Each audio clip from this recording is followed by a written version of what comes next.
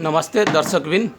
आज हामी आफ्नो नेटिभ प्लेस जनकपुरमा छौँ र हामी बिच आज यस्तो व्यक्तित्व हुनुहुन्छ है जुन हाम्रो मिथिला संस्कृति, मिथिला कल्चर, मिथिला सोसाइटीले उहाँले इन्टरनेसनल लेभलमा एउटा रूप स्वरूप र हाम्रो मौलिकता र हाम्रो पारम्परिकतालाई अगाडि गर्नुहुन्छ र अब सरलाई प्रोग्राममा स्वागत गरौँ। सर नमस्ते। नमस्ते। अब हजुरको सानो इन्ट्रोडक्सन उहाँ सरबाट नै पाऊँ अनि त्यसपछि हामी हजुरसित जोड्नेछौँ। म भोगेन्द्रलाल करू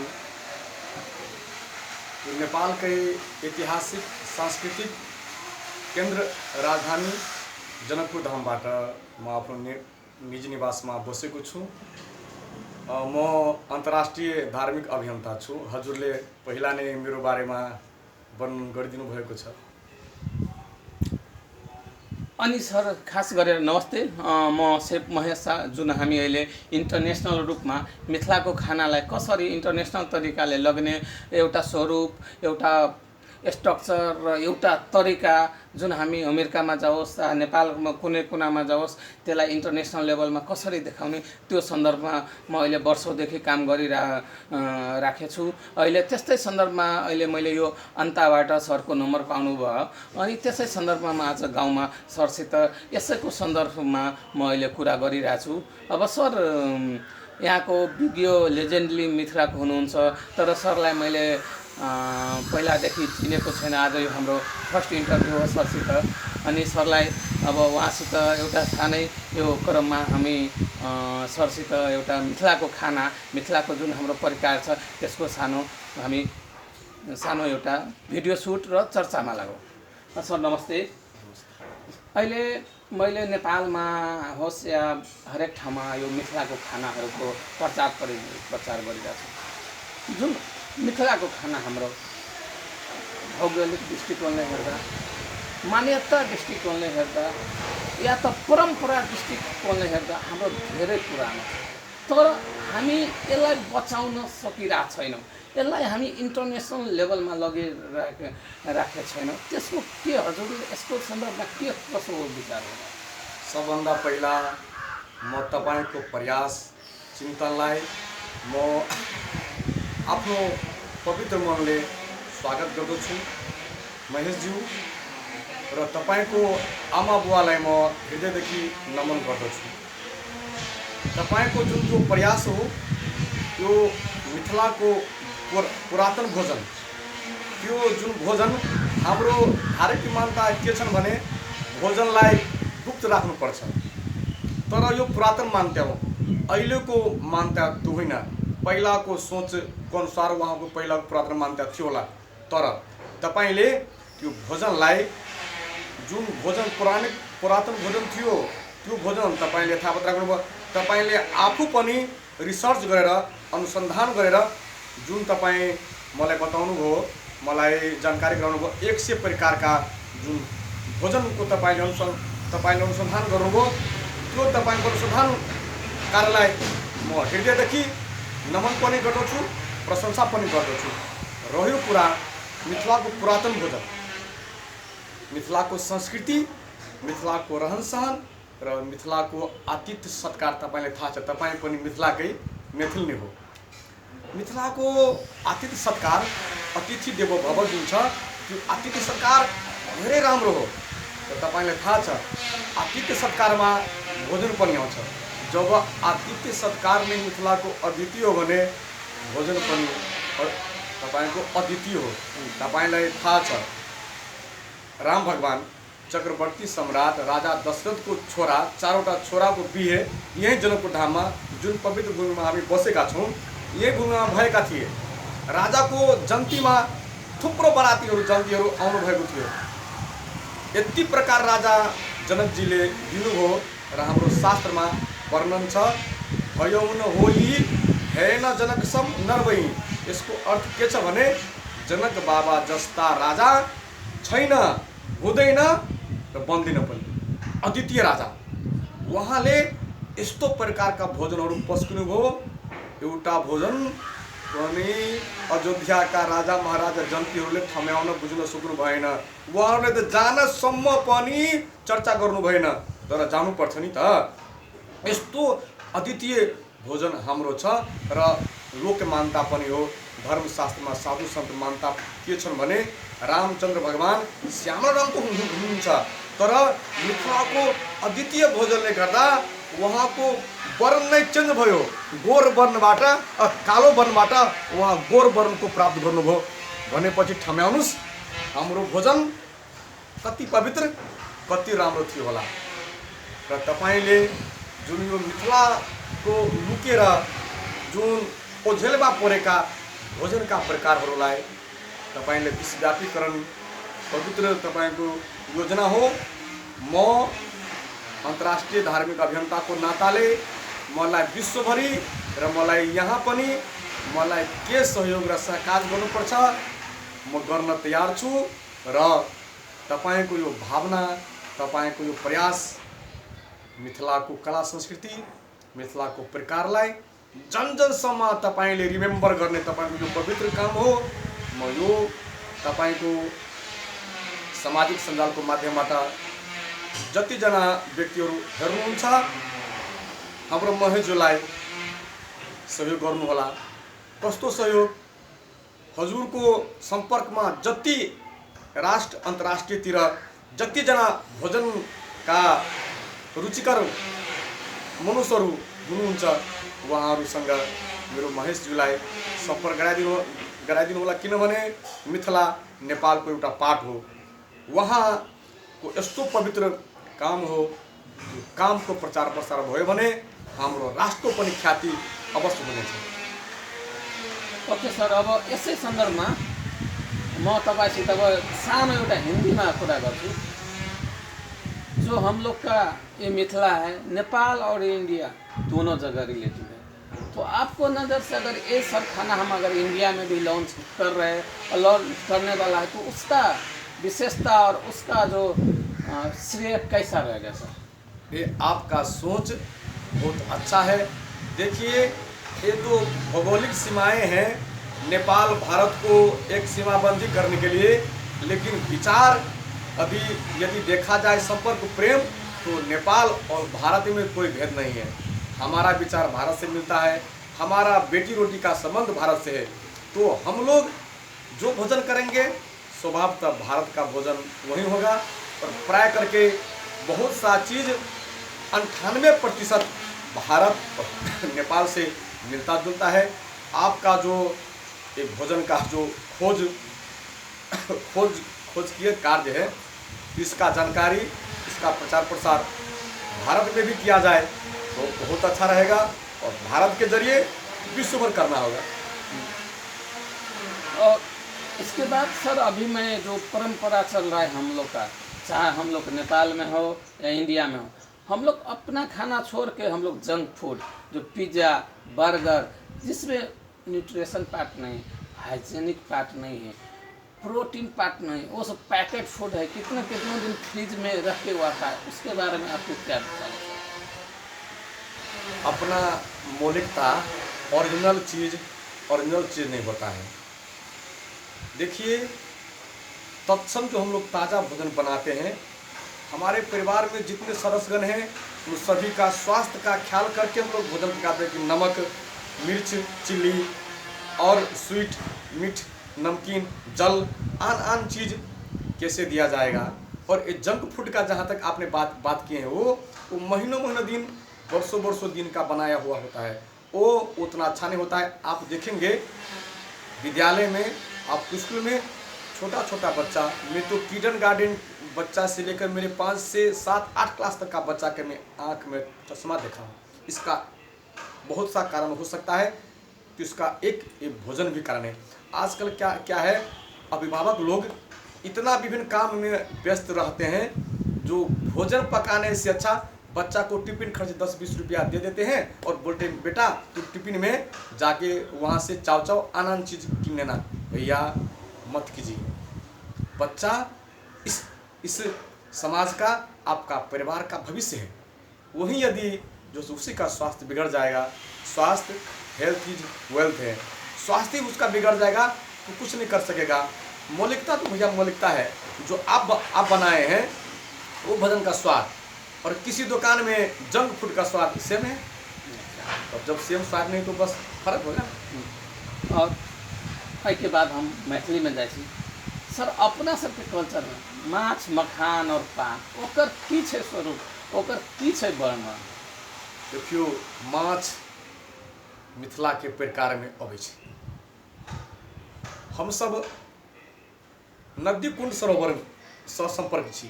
तिरहुत मिथिला के 12टा नाम छै, ओना मिथिला के अनंत नाम छै। मिथिला के एकटा नाम छै तिरहुत। तिरहुत के अर्थ होइ छै पोखरि झाँखरि नदी तालाब के तट पर किनार पर रह बला के तिरहुत कहै छी। तो जखने नदी पोखरि आ अहाँ के तालाब सब में हेबै तखने माछ से जल जीव से संपर्क हेतै। तो जखने तिरहुती छी तो हमरा सबके परिकार में माछो हेतै। हम ओना वैष्णव शाकाहारी छी, ताहि दुआरे लेकिन मिथिला के परिकार में माछो एकटा प्रमुख छै आ मखानो प्रमुख छै आ पानो एकटा प्रमुख छै।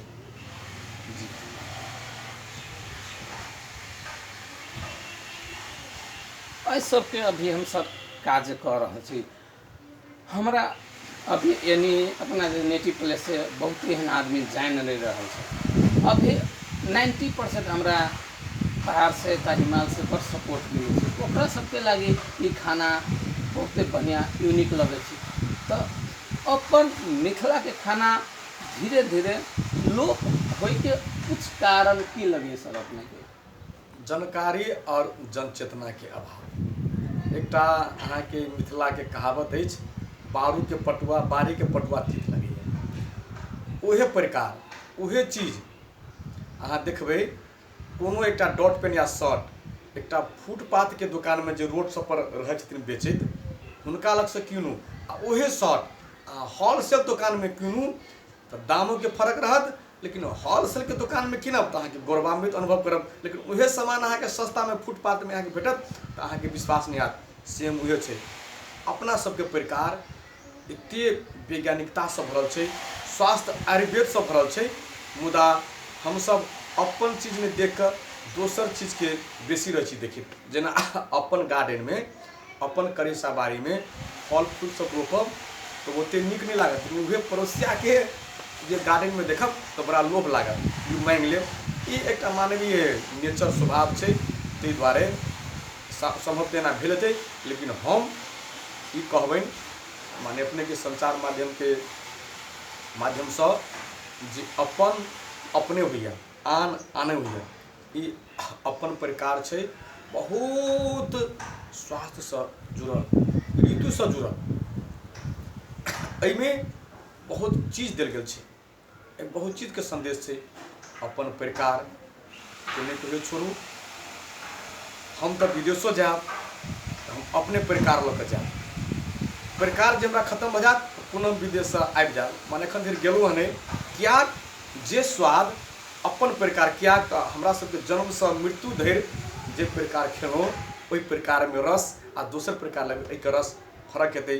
ताहि दुआरे एकर संरक्षण संवर्धन हेबाक चाही आ एहि काज में अहाँ लागल छी। ई एकटा बहुत प्रेरणादायी चीज छै। एहिमे सबके जोड़ू, एहिमे गाँव के जोड़ू, एहिमे गाँव के जनचेतना करू, देर सबेर अहाँके एबे करतै। जेना सर हमर प्लान छै कि अब जुन हाम्रो नेपालीमा छ, अब तपाईँले अहिले मैले मिथिलाको 4-5वटा खानालाई नेपालको राष्ट्रिय खानामा नेपालको टुरिज्म बोर्डको क्यालेन्डरमा गाँसिसकेको छु। तपाईँ पहिला थकाली खाना नेवारी थाली सेट पाउनुहुन्छ, अब मिथिला थालीलाई पनि मैले लन्च गरिसकेको छु। त्यस्तै गरेर म चाहन्छु अब यहाँको जुन सरोकार निकाय छ, जुन रिस्पोन्सिबल मान्छेहरू छ, त्यसलाई पनि यसको मार्फतबाट केही सन्देश जाओ। मेरो यो कथन हो कि कहिले पनि जबसम्म तपाईँ तराईको खाना पहाडको मान्छेले पहाडको खाना हिमालको मान्छेले खाँदैन, एक अर्कामा आपसमा सहमति हुँदैन, एक अर्कामा आफ्नो आदान प्रदान हुँदैन, एक अर्काको भावना हुँदैन, हामी सायद कहिले अगाडि बढ्न सक्दैनौँ। अनि जुन अहिले मैले जुन जनकपुरमा छु, जनकपुरबाट म यो चाहन्छु कि जति हाम्रो मिथिलाको खाना हो यसको केही एक्सप्रेसन होस्, यसको केही वर्गीकरण होस्, यसको केही हामीलाई रजिस्ट्रेसन होस्। ल तपाईँ अहिलेसम्म हेर्नु भएको छ इन्डियाबाट जाँदा इन्डियाको उता बिहारबाट या त मिथिलाबाट गुगलमा सर्च गर्दा मिथिला खाना पाउँछ, युट्युबहरूमा छ, तर नेपालको छैन। तर त्यो पनि म गरिरहेको छु अहिले। तर यसै सन्दर्भमा यदि यो खानाहरूले यहाँ 2 नम्बर प्रदेश चाहे 1 नम्बर प्रदेश चाहे मिथिला भनेर यिनीहरूलाई रजिस्ट्रेसन भोलिको दिनमा गर्दा त्यसको लागि तपाईँको तर्फबाट या यसलाई गर्दा कतिको राम्रो हुन्छ?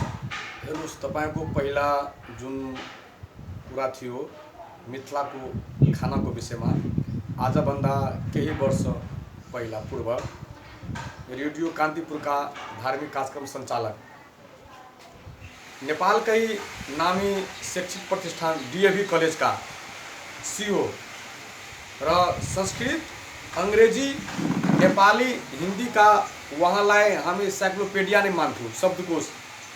श्रद्धेय प्रातस्मरणीय जनार्दन घिमिरे गुरुज्यू, तपाईँ रेडियो कान्तिपुर एफएम बिहानै बिहान सुन्नुभयो होला, उहाँको प्रवचन आउँथ्यो। अहिले उहाँ दिगम्बर हुनुभयो। उहाँ यही मेरो जनकपुर धाममा मेरो निवासमा पाल्नु हुँदाखेरि मेरो घरमा सिम्पलै भोजन थियो, तर उहाँ भोजन प्राप्त गर्नु हो अहिलेसम्म उहाँ हुनुहुन्न। उहाँको घरमा म पुग्दाखेरि हाम्रो मिथिलाको भोजनको वर्णन उहाँले गरि नै रहनु भएको छ। र जनार्दन घिमिरेज्यूसँग म जुन जुन कार्यक्रममा गएँ, पहिला उहाँले खानुभएको त्यति वर्णन गर्न योग्य। मेरो घरको म सिम्पल परिवार हो, समाजसेवी हुँ, सिम्पल खाना खान्छु, तर उहाँको लागि यति राम्रो थियो कि उहाँ भोजन गरेपछि जब म गएँ, उहाँ सामूहिक कार्यक्रममा पनि हाम्रो मिथिलाको भोजनको वर्णन गर्नुभयो र रेडियोमा पनि उहाँले मिथिला खानाको वर्णन गर्नुभयो। रह्यो प्रचार प्रसार संरक्षण संवर्धनको संस्थागत रूपले यो गरिमामय प्रदेश नम्बर 2 सरकारले र तपाईँको अहिले स्थानीय सरकार, हामी भन्छौँ गाउँ गाउँमा सिंहदरबार पुगिसक्यो, स्थानीय सरकार र सामाजिक अभियन्ताहरूले सामूहिक रूपले आफ्नो स्तरले सकारात्मक र लोभ लालचभन्दा माथि उठेर केही गर्यो भने यसको गुगलमा पनि राख्न थाल्यो भने, मिडियामा पनि विभिन्न समयमा तपाईँको इन्टरभ्यूहरूको एउटा प्रोग्रामको समय टाइम टेबल निर्धारण गर्यो भने यसको प्रचार प्रसार विश्वभरि हुन्छन् र सञ्चारको माध्यममा हामी जहाँ पनि गुगलमा हेर्न सक्छौँ। अब गुगलमा राख्नको लागि के प्रक्रिया हो तपाईँ भन्नुहोस्, हामी पहल गरौँ न। तर तपाईँको मात्रै होइन, सबैको आफ्नो ठाउँबाट पहल हो। यो प्रयासमा तपाईँ जुन जुट्नु भएको छ, तर यो प्रयास अवश्य सफल हुन्छन्, तर यसको श्रेय व्यक्तिगत रूपले प्रत्येक मिथिलावासीकोमा जान्छ, मिथिलाकोमा जान्छ र यो राष्ट्रकै गरिमा बढ्नेछ। म सिंहदरबारलाई पनि भन्छु, महेशजी जस्ता भोजन वैज्ञानिक, मैले गौ वैज्ञानिक सुनेको थिएँ, कृषि वैज्ञानिकसँग म कुराकानी गर्छु, तर आज खुसी लाग्यो म आज भोजन वैज्ञानिकको पनि म दर्शन गऱ्यो र हाम्रै मिथिलाको हुनुहुँदो रहेछन्। यो त एउटा बडा गौरवको विषय हो। म महेशजी, म नेताजीहरू जस्तो खोक्रो भाषण गर्ने मान्छे होइन। यो खोक्रो भाषण गर्दा देश विकासमा जान सकेन। तपाईँ एउटा प्लानिङ गर्नुहोस्, मैले गर्नुपर्ने काम र मैले गर्नुपर्ने सहकार्यहरू के हो, मलाई खोज्नुहोस्। मलाई खोज्नमा तपाईँको 1 रुपियाँ पनि आर्थिक खर्च गर्नु पर्दैन।